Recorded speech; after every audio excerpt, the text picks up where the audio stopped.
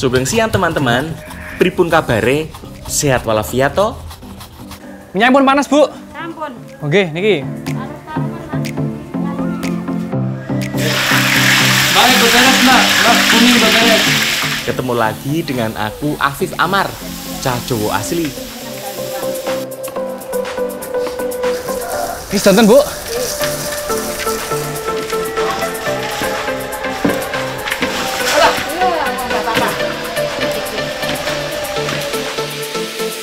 Kali ini aku mau main-main ke Kabupaten Magelang buat panen ubi madusari yang bisa diolah menjadi pencok dan putri mandi.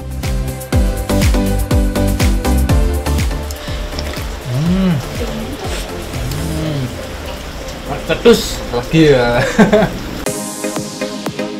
Aku juga mau main-main ke Kabupaten Temanggung. Ada ikan khas ini yang bisa diolah menjadi makanan yang menggoyang lidah. Namanya ikan uceng. Mau kita olah jadi garangasem dan serundeng ya.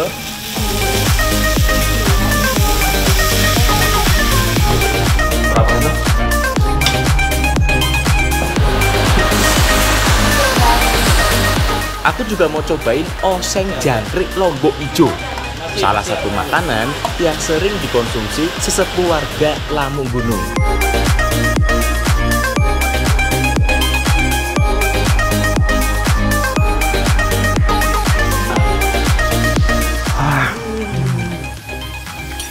Selengkapnya dijajah anak negeri. Karena alam memberikan banyak manfaat. Ayo, Mbak. Makan, Mbak. Loh, Mbak nih.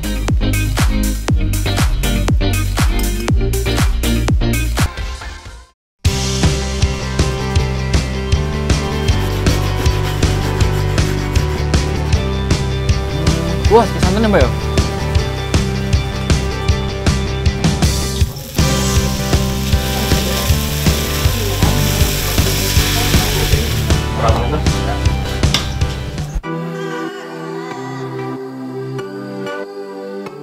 Lur, main-main yuk ke Dusun Lamung Gunung, salah satu desa yang persis berada di kaki Gunung Sumbing. Tapi bukan buat nyari tembakau yo. Udah habis masa panen nih. Sekarang aku mau coba cari serangga yang sering dikonsumsi masyarakat sini sejak zaman dulu. Jangkrik adalah serangga yang masih kerabat dekat dengan belalang. Makanya masih bisa dimakan iki.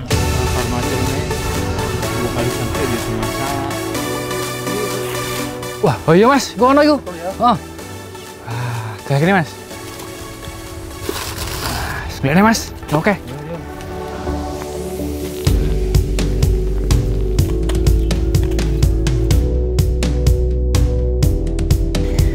Biasanya jangkrik keluar saat setelah panen. Biasanya bersembunyi di rumput-rumputan seperti ini, Mas ya. Ini gampang-gampang susah karena jangkrik lompat-lompat ternyata. Ayo, Mas. Lah wong emang habitatnya mereka ya. Mereka suka hidup di sawah dengan sembunyi di sela-sela tumpukan rumput seperti ini. Nyari yang hangat-hangat. Serangga yang kalau malam sering menimbulkan bunyi khas ini juga membuat sarang di tanah-tanah. Nah, wis akeh ki kayaknya Mas Tri, sudah banyak. Yuk bawa pulang biar bisa langsung dimasak bareng ibu-ibu.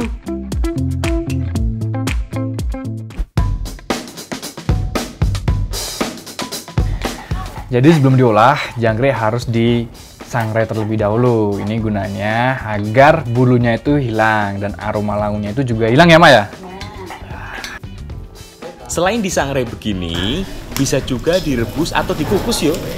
Fungsinya sama, menghilangkan kotoran dan bakteri yang mungkin menempel. Tapi karena kita mau masak oseng Lombok Ijo, makanya lebih cocok kalau disangrai begini. Teksturnya lebih kering.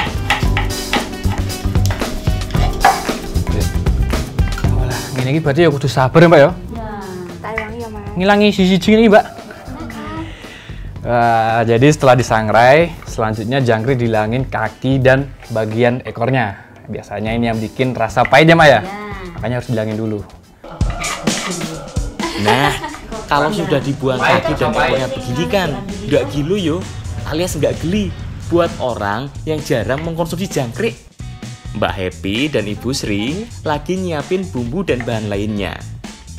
Semua bumbunya diiris yo, mulai dari bawang merah, bawang putih, tomat, cabai, salam, dan laos. Oh iya, tomat dan cabenya pakai yang masih hijau yo, biar lebih seger nanti rasane. Ojo lali, yang banyak juga lombok hijaunya. Namanya juga oseng lombok hijau, yo biar makin mantep. Nah, buat bahan tambahannya ada iki, pete dan tempe benguk khas Temanggung. Walah, makin sedep iki. Wes, yuk, ndang dimasak. Wis ra sabar aku, Bu. Pertama, tumis dulu bumbu-bumbunya. Sebelum numis bumbu, minyaknya kita kasih garam dulu. Ini biar aromanya nanti makin keluar. Tumis bumbu yang keras lebih dulu, seperti serai, salam, dan laos. Setelah itu baru masukkan irisan bawang merah dan bawang putih. Kalau sudah layu, baru masukkan irisan cabai hijaunya. Wis sedep iki ambune. Saatnya masukkan tempe benguk ya. Salah satu tempe khas Temanggung yang menggunakan kacang koro sebagai bahan utamanya. Masukkan juga tambahan petenya. Pete ini bisa loh bikin makanan jadi tambah sedap. Duh, makin gak kuat aku nahan laparnya. Setelah kasih sedikit gula, tambahkan sedikit air juga, biar nggak gosong. Masukkan juga tomat hijaunya. Terakhir, baru masukkan jangkrik yang sudah disangrai tadi. Aduk-aduk sebentar, dan oseng jangkrik lombok hijau siap dihidangkan. Wah, wis penasaran banget aku. Gimana ya rasanya?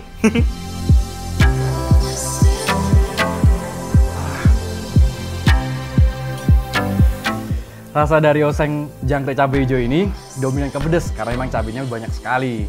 Dan untuk jangkriknya rasanya hampir mirip sama udang kali ya, Mak ya? Aromanya pun udah hilang, aroma langunya itu. Wah, pengen nambah nih aku, Mak. Tambah lagi. Kalau orang zaman dulu sih masih sering mengkonsumsi belalang atau jangkrik seperti ini. Kalau mau rasanya enak, daripada beli udang yo mending cari jangkrik. Lebih hemat, lebih murah, gampang lagi. Ayo Mbak, semangat Mbak. Tuh, nih.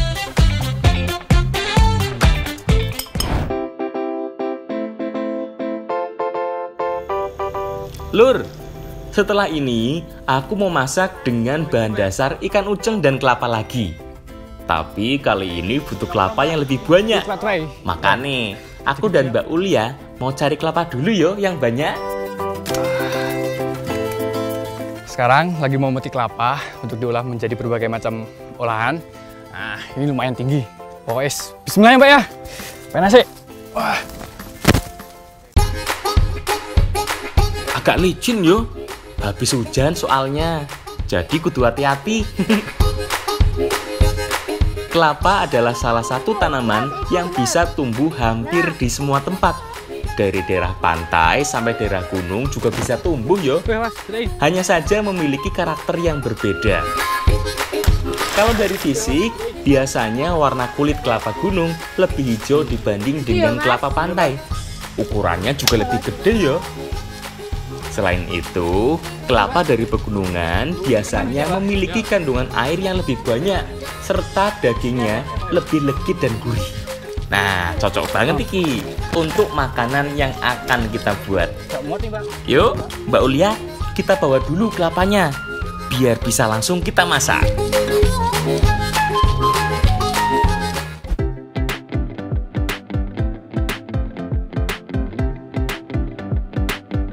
Santan toh Mbak. Geser sedikit yo. Aku mau bikin olahan dari salah satu ikan khas Temanggung. Namanya ikan uceng. Ikan kecil-kecil yang biasa berkembang di sungai beraliran cukup deras ini mau kita masak jadi garang asem. Sekarang kita lagi persiapan mau bikin garang asem. Nah, ini kelapanya udah bersih, udah siap dibikin santan. Tak parut ya Mbak ya.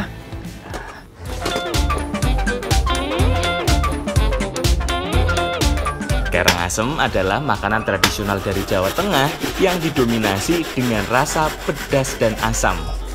Kalau di daerah Pantura, biasanya menggunakan daging ayam sebagai bahan utamanya. Tapi kalau masyarakat di Dusun Kasihan ini sering menggantinya yo dengan ikan uceng ini. Salah satu bahan paling penting dalam membuat garang asem adalah santan. Lebih enak kalau santannya kental dan segar. Kalau bumbu-bumbunya sih lebih sederhana. Cukup pakai bawang merah, bawang putih, tomat, dan daun salam. Bumbunya juga cukup diiris tipis yo. Dari betul. Nah, ini nih ciri khas dari garang asem. Jadi semua bumbu yang digunakan ini masih segar-segar. Lalu nanti tambahkan juga santan yang masih segar. Nah, ini dijadikan satu dengan cara dibungkus seperti ini. Setelah nanti dikukus. Nah, makanya cara bungkusnya juga harus bener.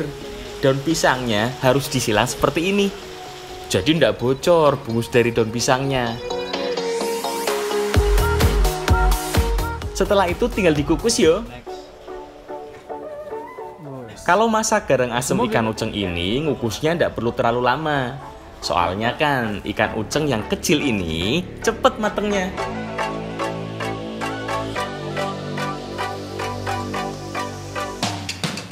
Nah, wis mateng ki. Waduh, begitu dibuka, aromanya langsung keluar. Seger banget. Jadi sebenarnya ada dua jenis garang asem. Ada garang asem Pantura dan juga garang asem Mataraman. Nah, kalau ini lebih dominan ke garang asem Mataraman karena rasanya itu manis gurih. Wah, aku pengen nambah Mbak ini, Mbak. Monggo nambah. Jelas. Wah. Keren, Mbak.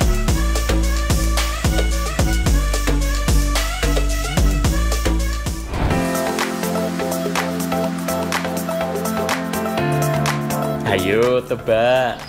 Makanan apa yang akan kita buat kalau butuh banyak kelapa begini? Apalagi kalau bukan serundeng yo. Serundeng adalah makanan khas Nusantara yang menggunakan parutan kelapa sebagai bahan utamanya. Tapi kali ini serundengnya mau dicampur dengan ikan uceng. Berbeda dengan saat mau bikin santan. Cara marut untuk mau bikin serundeng itu posisi kelapa harus melinang seperti ini, itu agar hasil parutan kelapa nanti agak lebih kasar gitu. Untuk bumbu-bumbunya ada dua jenis yo, walaupun sama-sama menggunakan bumbu kuning, baik bumbu untuk ikan uceng maupun bumbu untuk serundengnya. Bumbu ikan uceng ada bawang merah, bawang putih, dan kunyit. Semuanya dihaluskan dan dicampur dengan ikan uceng ini. Nah, bumbu ini hampir sama yo, seperti untuk bumbu ungkep. Kalau sudah dicampur dengan bumbu kuning ini, langsung kita goreng ikan ucengnya. Nah, jadi sebelum digoreng, ikan ucengnya harus dicampur dulu dengan bumbu kunyit. Ini gunanya agar bau amisnya itu hilang. Gorengnya sampai kering yo, biar serundengnya nanti lebih gurih. Makanya butuh minyak yang banyak dan panas. Nggak perlu terlalu lama kok. Soalnya ikan uceng ini kan kecil, jadi cepet kering kalau digoreng seperti ini. Hampir seperti teri yo, tapi dengan tekstur yang lebih lunak.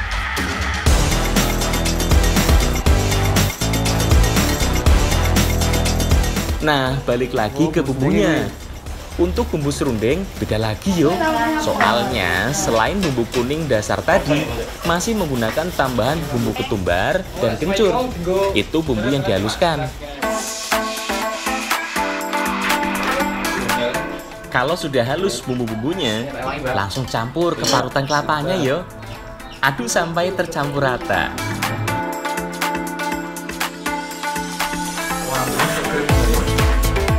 Selain itu masih ada tambahan lengkuas, salam, daun jeruk, dan asam jawa. Walah, enak banget pasti ki rasanya. Lawang bumbunya aja banyak banget begini.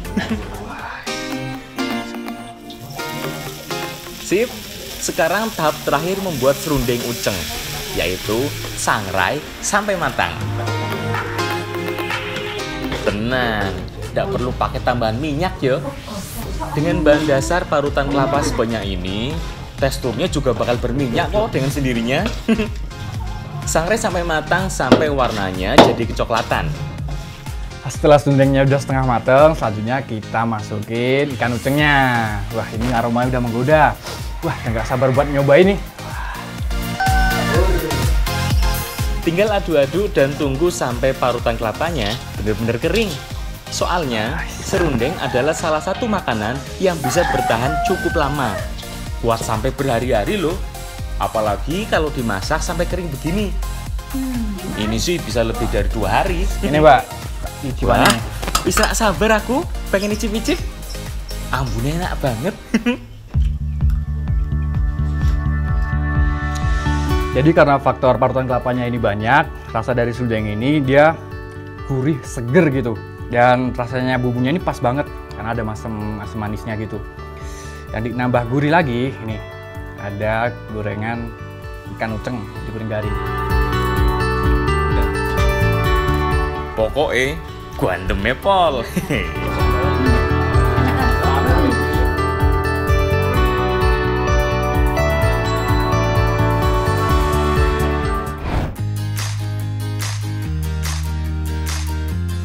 Mumpung lagi di Desa Windusari, aku mau bantu panen ubi dulu.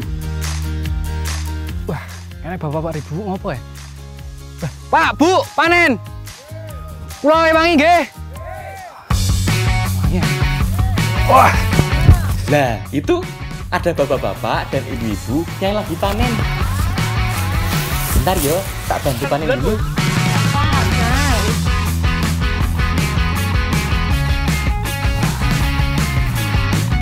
Sekarang lagi ngebantuin masyarakat sini panen ketela madusari. Nah, biasanya sebelum dicangkul harus dihilangin dulu daun-daunnya, baru nanti dicangkul buahnya.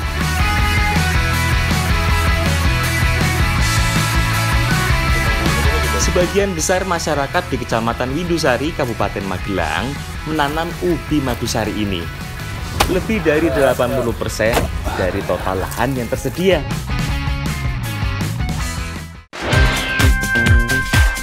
Setelah dicangkuli, ubi madusari ini bersihkan dulu dari akar yang menjalar dan tanah yang menempel agar lebih bersih saat dimasukkan dalam karung dan diangkut. Ya kayak panen tenan, Mbak. Seperti namanya, ubi madusari ini rasanya manis, seperti madu ya, Mbak ya. Nah, makanya banyak orang nyebutnya ini ubi madu. Ini, Mbak, teleponnya apa ya, Mbak yo? Ya. Ini, Mbak, Mbak. Oh iya, nama ubi madusari ini sebenarnya akronim loh. Ubi madu dari Windusari kepanjangannya. Ini, Mbak yo. Waduh. Wabot tenan Mbak e. Waduh, ternyata abot yo, berat. Bawa 1 karung wae sudah kebanting begini. Yo maklum, beratnya hampir 50 kilo.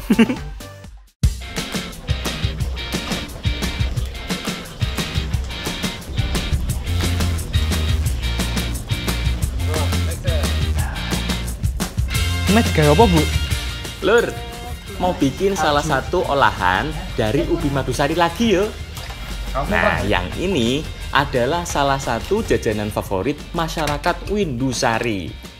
Namanya Putri Mandi. Wis dokake, Mbak yo. Campurane besi. Putri Mandi adalah salah satu kue tradisional Indonesia yang berbentuk bola-bola. Di dalamnya ada isian enten-enten dan disiram dengan kuah santan kental. Sampai, Bu. Sebelum membuat putri mandi khas Windusari ini, kukus dulu yo telo atau ubi yang mau digunakan. Pakai 2 jenis ubi, ada ubi yang kuning dan ada ubi yang ungu. Biar putri mandinya nanti jadi warna-warni.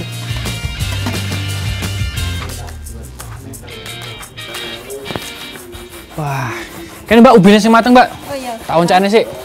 Bari tak tumbuhe. Heeh. Iki, Mas. Wah, wis mateng iki. Wis. Ayo. Oh iya, selain dikukus, sebenarnya ubi ini bisa direbus yo. Tapi nanti hasilnya terlalu lembek. Nah, kalau dikukus begini kan hasilnya jadi legit. Putri mandi kalau di tempat lain biasanya pakai ketan ya Bu ya. Nah, tapi kalau di sini karena penghasil terbanyaknya yaitu ubi, makanya ini dibikinnya dari ubi. Oh, Putri mandi lah, artinya putri adus Bu. Lawang di sini ubinya banyak banget yo. Makanya masyarakat sini sering mengganti tepung ketan dengan ubi madusari ini, termasuk saat membuat putri mandi. Saya mulai keras ya Bu ya. Kalau sudah ditumbuk begini, jadi lebih kenyal yo teksturnya. Pas banget buat menggantikan tepung ketannya. Apalagi kalau sudah dicampur dengan sedikit tepung dan air panas, jadi lebih kenyal lagi. Keluar Bang Ibu. Selain untuk bahan adonannya, kita siapin juga bahan untuk enten-entennya. Enten-enten terbuat dari campuran parutan kelapa dan gula. Nah, sambil nunggu adonan putri mandi dan santan kental untuk siraman terakhirnya, Mbak Lala mau bikin dulu enten-entennya. Caranya gampang banget yo. Tinggal panaskan gula merah yang sudah diiris sebelumnya. Nggak usah pakai air atau minyak, disangrai wae. Soalnya setelah parutan kelapanya masuk, nanti lebih basah. Soalnya kan minyak dari parutan kelapanya sudah keluar. Tinggal aduk-aduk sampai gulanya cair dan semuanya matang serta tercampur rata. Nah, sekarang lagi proses ngasih isian ya Bu ya. Jadi kalau isian ini bisa dikasih berbagai macam rasa. Kalau kali ini kita kasih enten-enten. Caranya dibelut-belut seperti ini nih. Jadi, ndak harus dari campuran gula dan kelapa seperti ini yo. Mau dikasih isian apa aja juga bisa. Yang penting rasanya dominan manis, tapi ndak terlalu berlebihan. Biar rasa ubinya ndak kalah. Nah tuh, kalau dari dua jenis ubi begini, warnanya jadi bagus ya. Warna alami ini dari ubinya, ndak perlu dikasih pewarna buatan. Sip, kalau sudah siap semua, tinggal dimasak sampai matang. Jadi sebenarnya putri mandi ini hampir mirip dengan mendut. Nah, bedanya kalau mendut itu dikukus, tapi kalau putri mandi itu direbus terlebih dahulu. Tutup ya Mbak ya? Lebih mirip cara masak bakso yo. Bola-bola ubi ini langsung direbus dalam air yang sudah mendidih. Biasanya sudah dikasih sedikit minyak yo di dalam airnya. Tujuannya biar gak lengket bola ubinya. Kalau sudah mateng, bola ubi ini akan mengapung dengan sendirinya. Persis saat masak bakso atau klepon. Kemampu kafe ini. Kalau sudah mengapung begini, tinggal diangkat dan hidangkan dengan santan yang menyerupai vla ini.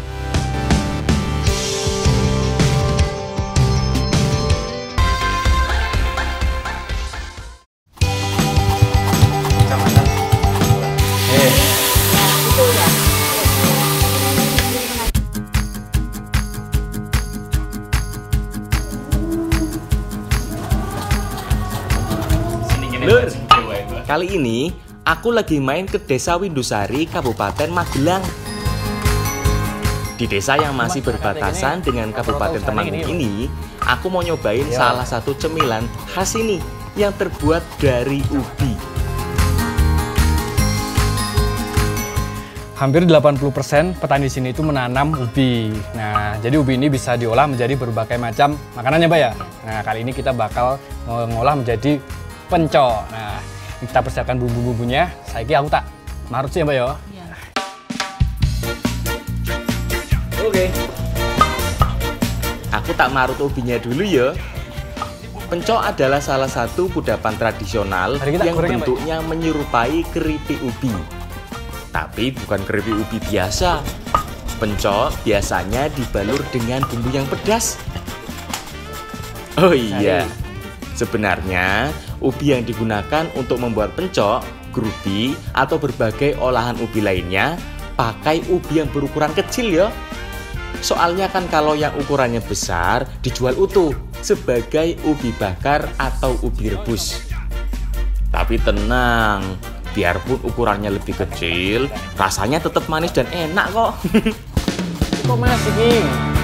Untuk membuat pencok yang rasanya pedas manis, butuh cabai dan gula yang banyak banget. Selain itu, ada juga bawang merah, bawang putih, jahe, dan kunyit. Semuanya dihaluskan lebih dulu. Oh iya, cabai yang digunakan harus sudah direbus dulu, biar lebih awet nanti pencoknya. Kalau masih mentah cabenya, nanti cepet basi ya. Masih ada tambahan juga serai dan jeruk limau sebagai tambahan bumbunya. Banyak juga yo bumbu-bumbunya. Kebayang dong rasane. Selain manis dan pedas, pasti lebih wangi dan sedap nanti. Sip, bahan wis siap. Aku tak bantu goreng ubinya dulu yo.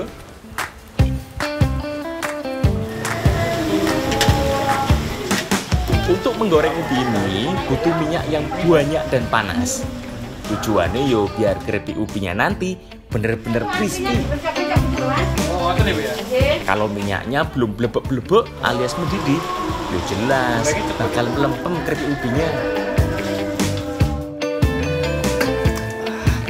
Wah, ayo Mbak, dicampur bumbunya. Ini digosok Mbak. Oh ya wis. Minyak pun panas Bu. Sampun. Oke, niki. Taruh-taruhan Mas. Sekarang bikin bumbu pedas manisnya ya. Tumis bumbu halusnya dulu. Kemudian tunggu sampai mateng dan aroma wanginya keluar.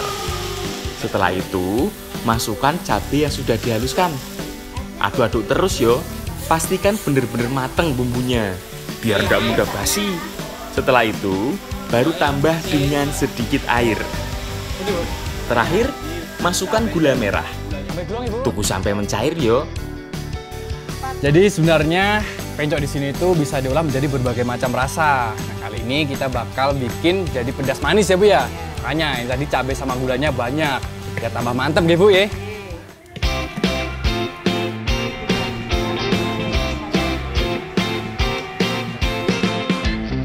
Ojo lali, harus sambil terus diaduk-aduk. Apalagi kalau gulanya sudah mendidih. Jadi setelah bumbunya menjadi karamel seperti ini tandanya keripik ubinya udah siap dicampur jadi satu ya Bu ya. Nah ini Bu, kita campur Bu. Kalau sudah jadi karamel, cairan bumbu pedas manis ini lebih cepat mengental dan gosong ya.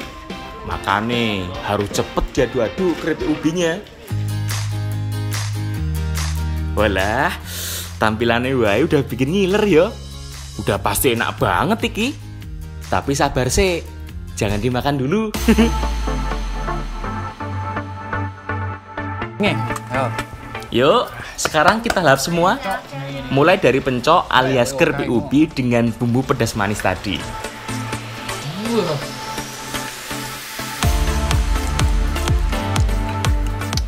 Rasa dari si pencok ini ya pedes, manis ya Mbak ya.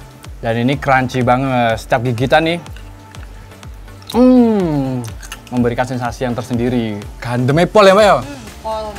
Ayo Bu, kelas nih Bu. Kalau pencok begini sih, tidak cuma cocok untuk cemilan saja yo. Bisa juga dijadikan pendamping lauk. Lawang rasanya juga ada gurih-gurihnya. Apalagi kalau dihidangkan dengan kacang tanah yang sudah digoreng begini. Yo jelas, makin tambah gurih. Enak Bu, ayo Mbak. Bonai loh. Sekarang kita cobain jajanan Putri Mandinya.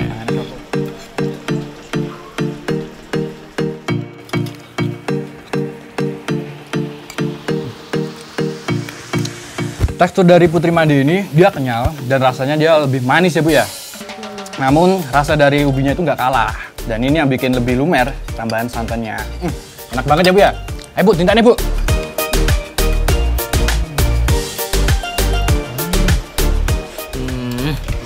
Manisnya lebih pas yo, tidak berlebihan. Empuk juga teksturnya. Ternyata Putri Mandi juga cocok kalau dibuat dari ubi. Apalagi kalau ubi madusari. yang manis dan legit begini.